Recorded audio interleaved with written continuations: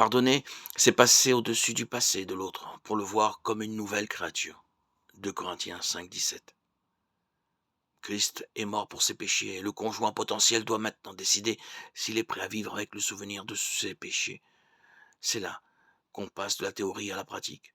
En matière de pardon, cela aide toujours de voir notre propre passé comme Dieu le voit. Le péché sexuel est une offense contre lui, mais pas plus que le mensonge, la tromperie, les pensées mauvaises, le tabagisme et l'ivrognerie, l'impatience, l'orgueil, le refus de pardonner.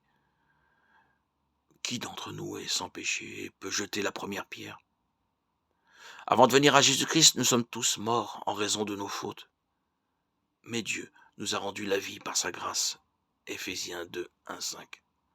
La question est, pouvons-nous pardonner aux autres comme Christ nous a pardonné? Le pardon est la marque du chrétien authentique.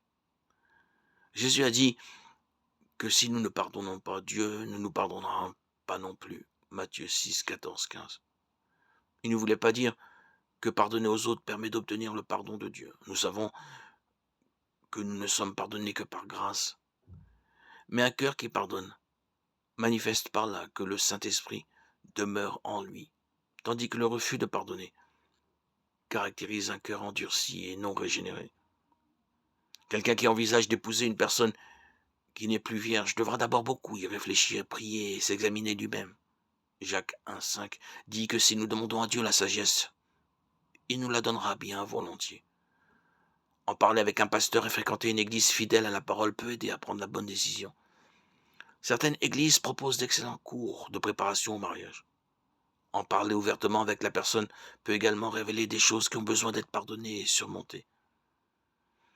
Quelles que soient les circonstances, le mariage est toujours un défi et un mariage réussi exige beaucoup d'efforts. Les deux conjoints ont besoin de l'amour inconditionnel. Éphésiens 5 décrit les rôles du mari et de la femme dans le mariage. Mais ce passage s'ouvre sur un principe général qui s'applique à tous deux. Soumettez-vous les uns aux autres dans la crainte de Dieu. Éphésiens 5, 21.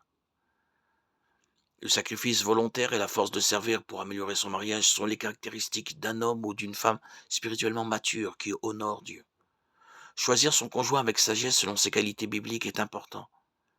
Mais notre croissance spirituelle et notre soumission à la volonté de Dieu pour notre vie l'est tout autant. Si les deux conjoints cherchent à être ce que Dieu veut qu'ils soient, ils pourront, malgré leur passé, construire un mariage qui honore Dieu et les rende tous deux heureux.